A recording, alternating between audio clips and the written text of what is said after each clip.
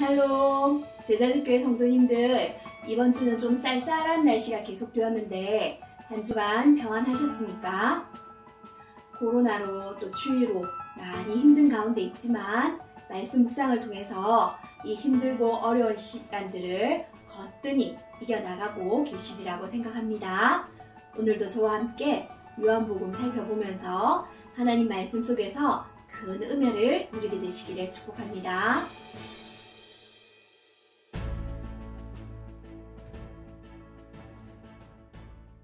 이번 주 우리는 전체 21장으로 이루어진 요한복음의 2장부터 4장까지를 살펴보았는데요.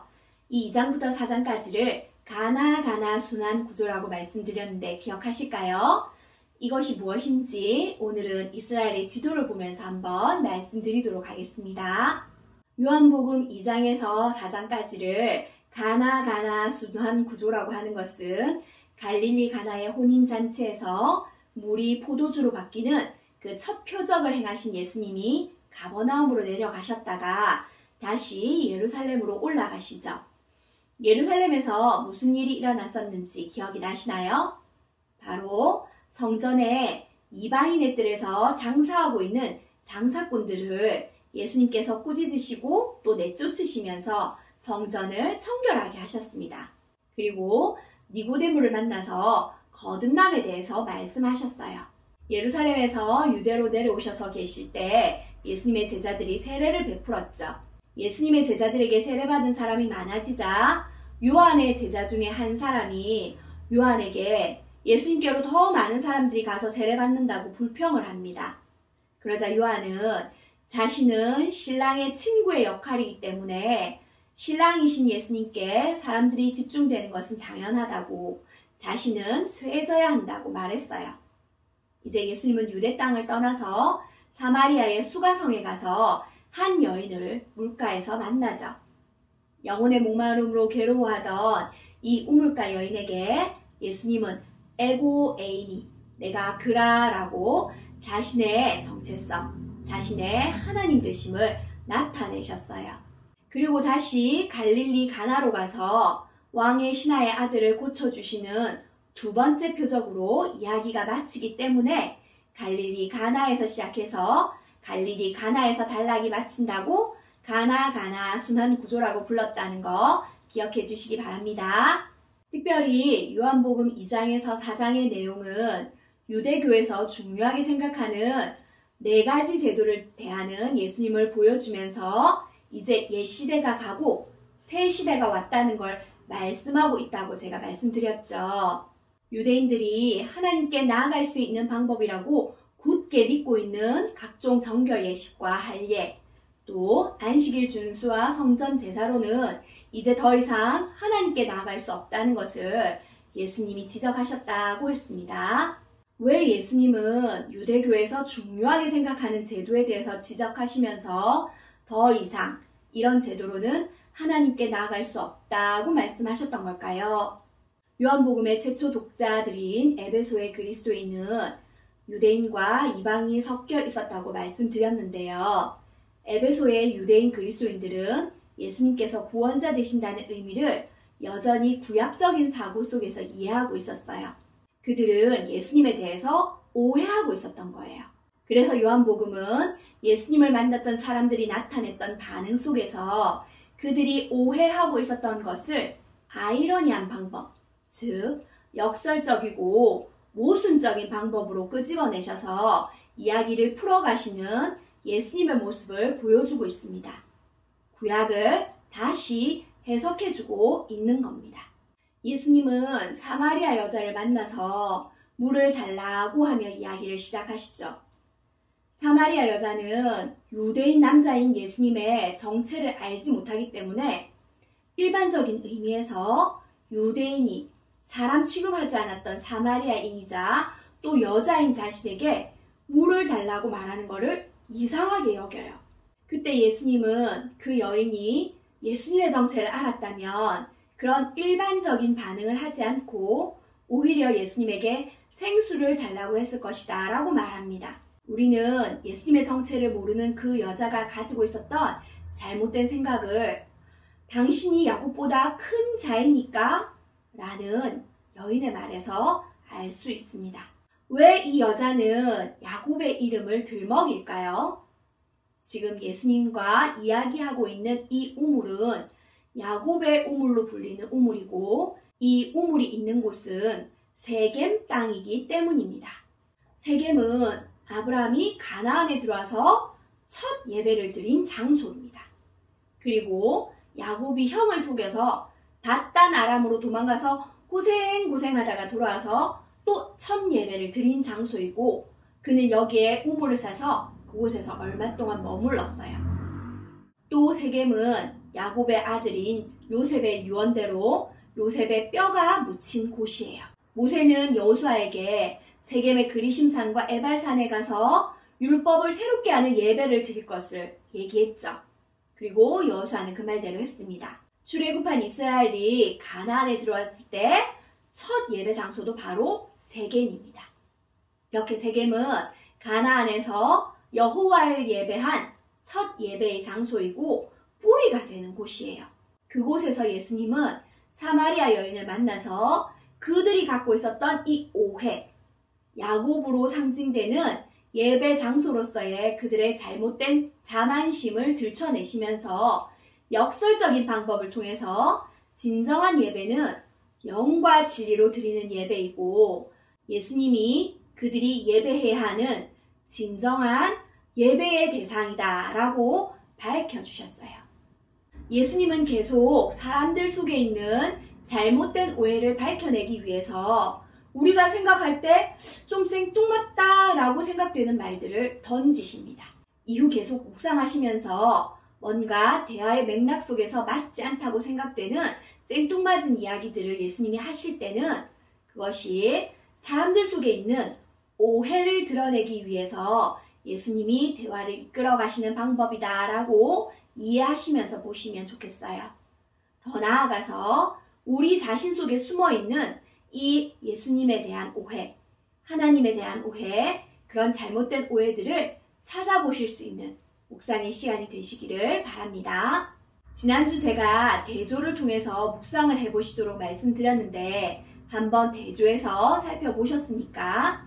요한복음 2장부터 4장의 내용에서 대조를 가장 극적으로 보여주는 건 밤에 예수님을 찾아온 니고데모와 한낮에 물을 기르러 나온 사마리아 여인의 이야기입니다. 시간적으로는 밤과 낮이 대조를 이루고 또 성별로는 남성과 여성이 대조를 이루죠.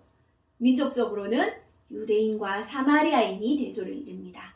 그리고 신분적으로는 존경받는 랍비와 무시받고 천대받는 무분별한 여자입니다. 우리가 이 대조를 통해서 알 수 있는 것, 모든 것을 다 가진 유대인 선생인 니고데모나 아무것도 없는 사마리아 여인이나 모두가 영적인 목마름을 가지고 있다라고 하는 거예요. 모든 것을 다 가진 유대인 선생인 니고데모는 자신 안에 있는 영적인 목마름을 해결하기 위해 한밤중에 사람들의 눈을 피해 예수님을 찾아왔습니다. 그런데 비해서 사마리아 여인은 예수님이 직접 찾아가셨어요. 그것도 일반적으로 유대인들이 들리지 않는 그 사마리아를 일부러 찾아가신 겁니다. 일반적으로 예루살렘에서 갈릴리로 갈 때 유대인들이 가지 않는 그 사마리아를 예수님께서 일부러 찾아가신 거예요. 그런데 한 사람은 진짜 예수 그리스도를 만났다고 고백하면서 믿음을 가졌고 그 믿음을 전하는 사람이 되었어요. 하지만 또 한 사람은 아직 어둠 가운데서 나오지 못하는 것을 볼 수 있습니다. 우리는 이들의 모습을 통해서 생수 되신 예수님을 만나지 못한 자들은 그들의 사회적인 지위나 신분, 성별에 상관없이 영적인 공고함, 목마름 가운데 있다는 것을 알 수 있습니다. 그뿐 아니라 그들이 가진 것이 예수를 그리스도로 만나는데 아무런 도움이 되지 않는다라는 걸 알 수 있어요. 빛이신 예수님이 이 땅에 왔지만 어둠에 있는 자들은 여전히 어둠 가운데 머물러서 빛 대신 주님을 받아들이지 않으려고 한다는 것을 니고데모와 사마리아 여인의 이야기를 통해서 우리는 볼 수 있습니다. 이 대조는 니고데모와 사마리아 여인의 이야기뿐만 아니라 요한복음 서론에서부터도 계속 진행되고 있어요. 빛과 어둠, 영과 육, 하늘의 일과 땅의 일, 위로부터와 땅에서 등의 대조를 통해서 계속 강조되고 있습니다. 이제 요한복음의 가나가나 순환 구조 뒤의 단락을 한번 살펴보겠습니다. 가나가나 순환 구조 뒤의 단락은 5장에서 10장까지로 이 단락을 절기순환 구조라고 불러요. 앞의 단락이 갈릴리 가나 지역을 중심에 둔 구조라면 5장에서 10장은 유대인들에게 가장 중요한 절기를 중심으로 한 구조입니다. 안식일, 유월절, 초막절, 그리고 수전절은 유대인들이 신성하게 생각하고 또 중요하게 생각하는 절기입니다. 예수님은 앞서서 정결 예식이나 할례, 또 성전 제사로는 더 이상 하나님께 나아갈 수 없다라고 하는 걸 밝혀주셨다고 말씀드렸는데요. 이제부터는 유대인들이 절기에 대해서 오해하고 있는 것들을 밝히 드러내시면서 절기의 진정한 의미를 예수님이 밝혀주십니다. 구약에서 하나님께서 주신 절기는 신약에 오실 예수 그리스도 메시아를 보여주는 그림자이고 이제 실체이신 예수 그리스도가 이 땅에 오셨기 때문에 그 예수 그리스도를 바르게 믿는 믿음을 가지라라고 예수님은 도전하고 계십니다. 오늘 토요일 묵상 본문은 요한복음 5장 1절에서 15절 말씀이에요. 예수님은 유대의 명절이 되어서 예루살렘에 올라가셔서 예루살렘의 양문 곁에 있는 베데스다라고 하는 못에 가십니다. 이 연못에는 많은 병자들이 누워서 물의 움직임을 기다리고 있었어요. 이스라엘은 겨울에 비가 오고 그 비가 석회암인 땅에 스며들었다가 여름에 조금씩 뿜어 나와서 이스라엘 땅에 물을 공급해 줍니다. 그 중에 베데스다 연못은 새로운 물을 뿜어내는 간헐천으로 이때 병자가 들어가면 낫는다는 설이 있었어요. 설마 그 허무맹랑한 이야기에 사람들이 모여 있겠냐라고 생각할 수도 있는데 우리나라 온천들에도 그런 설화들이 있잖아요. 그런 것처럼 베데스다 연못에도 그런 설화가 있었던 겁니다. 그런데 이 설화는 점점 고착이 돼서 믿음이 되었어요. 고고학적 발굴에 의하면 이곳은 후기 로마 시대에 치유의 신당이 있었던 것이 밝혀졌습니다. 그리스 치유의 신인 아스크레피우스를 숭배하던 곳이었어요. 그만큼 이 베데스다는 단순한 설화 때문에 아픈 병자들이 모여있는 곳이 아니라 진짜 치유가 일어난다라고 하는 믿음을 가지고 사람들이 그 때를 오매불망 기다리던 곳이에요. 그래서 신의 치유를 받기 때문에 이곳을 베데스다, 즉 자비의 집이라고 부르며 살았습니다. 이 자비의 집이라 불리는 베데스다 연못에 38년 동안이나 치유를 기다린 중풍병자가 살고 있었어요. 이 자비의 집이라는 베데스다 연못에는 38년 동안이나 중풍병자가 신의 자비를 구하며 살고 있었지만 물이 솟아나는 간헐천 때 자신을 그 연못에 넣어줄 자비의 손길을 만나지 못하는 무자비한 상황 속에 있었습니다. 그런 그를 향해서 예수님이 찾아오셔서 그에게 일어나 내 자리를 들고 걸어가라 라고 하는 말씀 한마디로 일으키시죠. 이것은 사람들이 만든 신화가 거짓임을 밝히시면서 진정한 치유는 예수 그리스도의 말씀에 있다는 것을 분명하게 보여주신 예수님의 세 번째 표적입니다. 요한복음의 핵심 단어는 믿다라고 하는 동사라고 말씀드렸는데요. 이 믿다라고 하는 동사를 90번이나 넘게 사용하면서 믿음 없는 이스라엘에게 진짜 믿음을 주어서 구원을 얻게 하려고 쓰여진 이 요한복음은 세 번째 표적인 38년 된 중풍병자를 우상 숭배 현장에서 일으켜 세우시는 예수님을 보여줍니다. 우리가 믿는 예수님의 그 하나님 되심을 더욱 확실하게 증거해주고 있어요. 문제는 믿음 없는 유대인들이 안식일에 병자가 고침을 받고 일어나서 걸어 나가는 것을 보면서 트집을 잡습니다. 바른 믿음이 없기 때문에 중요한 것을 볼 수 있는 눈이 없는 거죠. 영에 속하지 않았기 때문에 육의 생각에 사로잡혀서 생명과 반대되는 행동을 하게 됩니다. 그들은 안식일이라는 절기의 의미가 아니라 사람의 유전에 갇혀 있다는 것을 보여주고 있어요. 다음 주 묵상하시는 본문인 요한복음 5장과 6장은 안식일과 유월절이라는 절기에 일어난 일을 다루고 있습니다. 그리고 예수님이 유대인들에게 자신의 정체성에 대해서 4가지 증거를 들고 있습니다. 예수님은 3장에서 니고데모와 이야기하실 때 광야에서 있었던 모세의 녹뱀 이야기를 하셨는데 5장 후반에 또 모세 이야기를 하세요. 6장은 광야의 만나 사건을 이야기하십니다. 구약의 절기와 구약에서 가장 중요한 인물인 모세와 출애굽 광야의 경험들을 통해서 예수님이 사람들 안에 있는 오해를 역설을 통해 어떻게 바꾸어 가시는지를 묵상을 통해서 잘 살펴보시면 좋을 것 같습니다. 그리고 성경을 꼼꼼하게 읽으시는 분들은 눈치채셨을 건데요.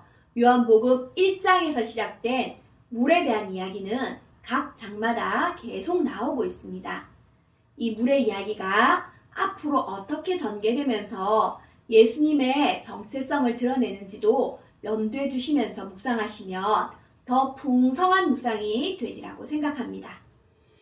오늘 저와 함께 요한복음의 숲과 나무 3번째 시간을 가졌는데요. 우리가 많은 것을 다 깨닫고 이해하지 못한다 하더라도 묵상을 통해서 우리 안에 잘못 오해한 것이 무엇인지 하나라도 깨닫는다면 그것만큼 큰 묵상의 은혜가 없으리라고 생각합니다.